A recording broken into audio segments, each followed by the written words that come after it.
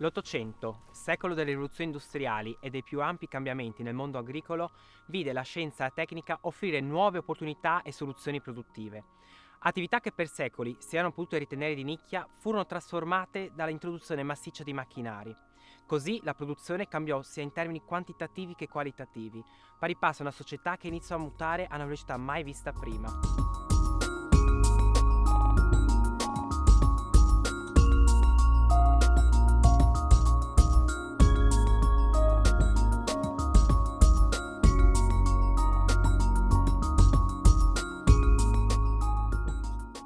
Oggi il nostro viaggio nel tempo parte da Perteule, siamo a Ruda, che ospita la mideria di Chiozza, un esempio di patrimonio industriale della regione Friuli-Venezia Giulia. Tra 800 e 900, nell'Europa attraversata dalle più ampie e articolate trasformazioni socio-economiche, le macchine diventarono sempre di più parte integrante della quotidianità lavorativa. A Ruda, all'epoca nella contea di Gorizia, sotto l'impero austro-ungarico, il chimico triestino Luigi Chiozza, dopo gli studi in Francia e la conoscenza di Louis Pasteur, compì una vera e propria rivoluzione. Qui Chiozza brevettò e inventò un impianto che seppe coniugare il mondo agricolo a quello chimico-industriale, avviando così un'esperienza produttiva, quella dell'amido, che si sarebbe snodata attraverso le due guerre mondiali, fino agli anni '80, quando di fronte all'avanzata dei tessuti sintetici l'amido perse la sua principale finalità. L'amido oggigiorno nella tecnologia moderna si usa dappertutto, nei tessili, nelle scarpe, nella perforazione per petrolio, nella fusione, nelle caramelle, negli alimenti, nei confetti, nelle pizze, nelle torte, nelle creme, nella maionese. L'amido si usa dappertutto. Penso che l'amido sia uno dei prodotti che ci dà la natura e che sia uno dei più importanti, quasi a livello petrolio. Dall'amido con un processo si può estrarre l'etanolo e possiamo far funzionare le macchine, mentre che dal petrolio è un po' difficile togliere e fare dell'amido per poter fare delle torte.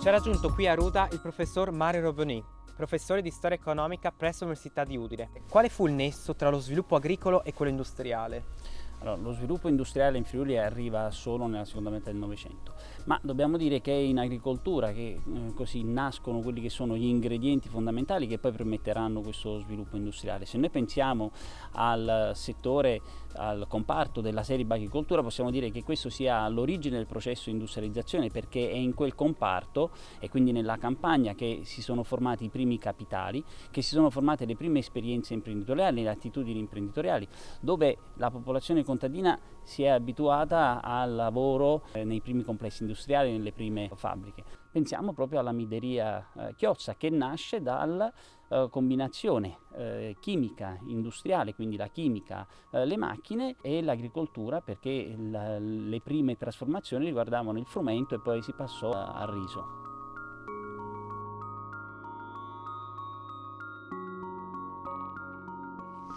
Quindi cosa possiamo dire dell'uomo, soprattutto anche del ruolo dell'imprenditore? Sì, nel Friuli della metà dell'Ottocento possiamo trovare delle figure di proprietari terrieri illuminati, sono delle figure tipo quella di Luigi Chiozza, persone che hanno viaggiato, che hanno studiato materie scientifiche. Luigi Chiozza è un chimico a livello internazionale e che poi portano qui in Friuli, nella campagna, dove ci sono delle condizioni particolarmente favorevoli, delle nuove idee, delle scoperte scientifiche che traducono in innovazioni volte a migliorare la produttività in campo agricolo, nella coltivazione del mais per esempio, nella bachicoltura, nella selezione di vitigni pregiati, e poi abbinano a queste innovazioni in campo agricolo anche alcune intuizioni per lo sviluppo di alcune attività industriali.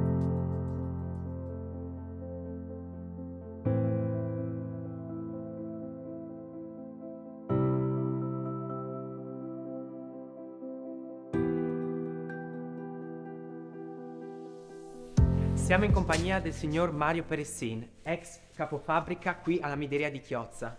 Le voglio chiedere, questa macchina è una macchina a vapore, sembra quasi essere ancora in attività. Come mai? Esatto, perché c'è stato manodopera, 1500 ore per riportarla in queste condizioni. Prima era un ammasso di ruggine, quindi siamo arrivati a questo punto.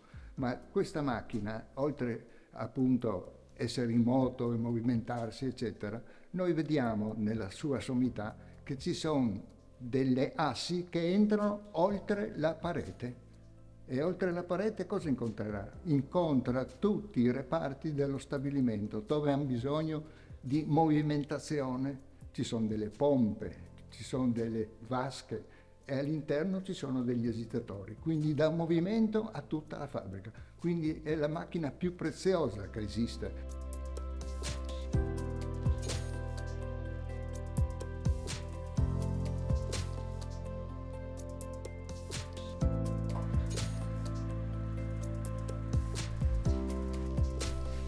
È arrivata. Siamo in compagnia dell'ingegnere Raffaele Caltabiano, presidente dell'associazione Amideria Chiozza. Le volevo chiedere come nasce il progetto di recupero dell'amideria? L'associazione nasce, come tutte le cose, per caso da una parte e per la passione delle persone dall'altra, che 10 anni fa si sono messi assieme per cercare di salvare e valorizzare questo patrimonio industriale molto importante, non solo per la storia locale del Friuli Venezia Giulia, ma per la storia del mondo, per tutta una serie di particolarità che questo patrimonio tuttora riesce a conservare. Riesce a conservare una storia industriale dell'inizio del secolo. Questi prodotti che sono alle nostre spalle ne rappresentano una parte di questa storia. Qui siamo all'interno di un museo dove ci sono testimonianze materiali, immateriali. Quali sono i prossimi passi? Questo museo vuole essere il primo passo per un recupero di quello che è il patrimonio culturale soprattutto e immateriale per grande parte, che è quello che più facilmente può andare perduto e distrutto. Quindi in questi anni abbiamo cercato di cogliere, salvare e valorizzare questo patrimonio, grazie anche alla presenza tuttora nella nostra associazione di persone che hanno lavorato per generazioni all'interno di questa fabbrica. Sono tante storie nella storia, una cosa estremamente interessante, ecco, accattivante.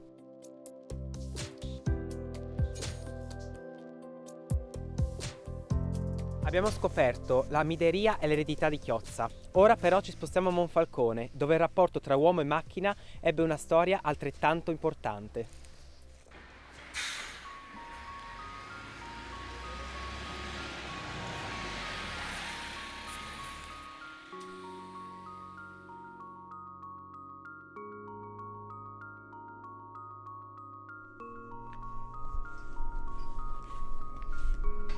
Abbiamo capito come la macchina, come complesso ingegneristico e meccanico, cambiò per sempre il modo e l'approccio al lavoro.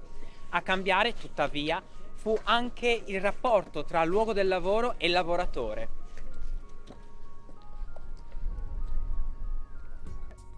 Il nostro viaggio nel tempo continua in una realtà che partecipò alla rilettura della relazione tra lavoro e lavoratore e che ancora oggi rappresenta una punta di diamante non solo della produzione regionale. Ci siamo spostati a Monfalcone, siamo al MUCA, museo diffuso della più ampia realtà cantieristica del Friuli Venezia Giulia. La pungente competitività internazionale e la necessità di rilancio del tessuto socio-economico di questa parte dell'impero austro-ungarico fecero del cantiere di Monfalcone un'opera strategica. Nato inizio Novecento dall'incontro di interessi pubblici e privati, negli anni 30 passò sotto la società italiana Cantieri Riuniti d'Adriatico, per confluire negli anni 60 nell'Italcantieri, attuale Fincantieri. Continuamente ampliato e diversificato nella sua produzione, il cantiere di Monfalcone rappresentò anche un esempio di quel che oggi noi identifichiamo come welfare aziendale. Il quartiere di Panzano, che nacque poco dopo il cantiere, di fatto incarnò a 360 gradi l'idea del villaggio operaio.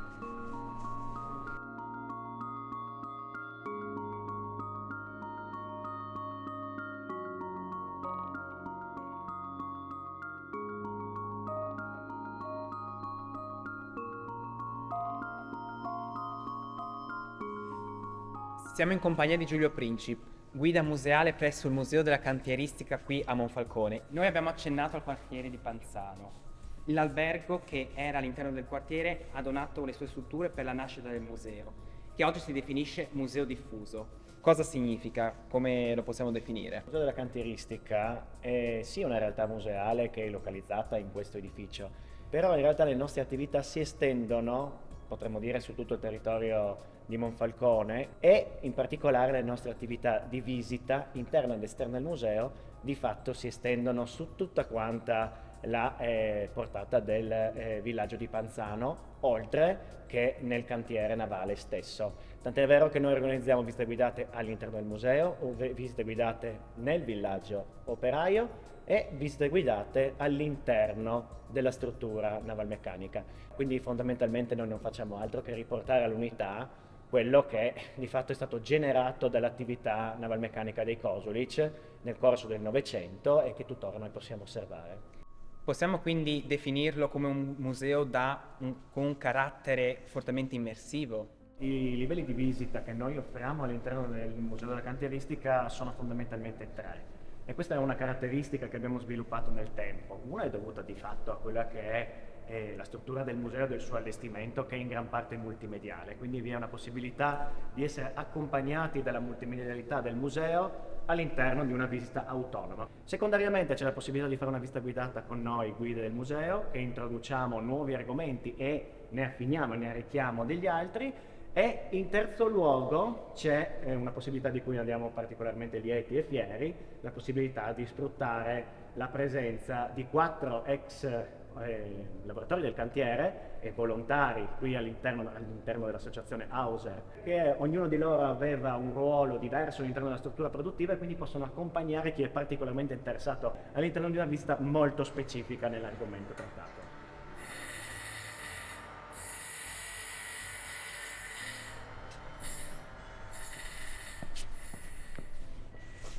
Prima di concludere questo breve viaggio nel tempo, io vi voglio invitare a visitare gli altri luoghi che raccontano la storia economica e produttiva del Friuli Venezia Giulia.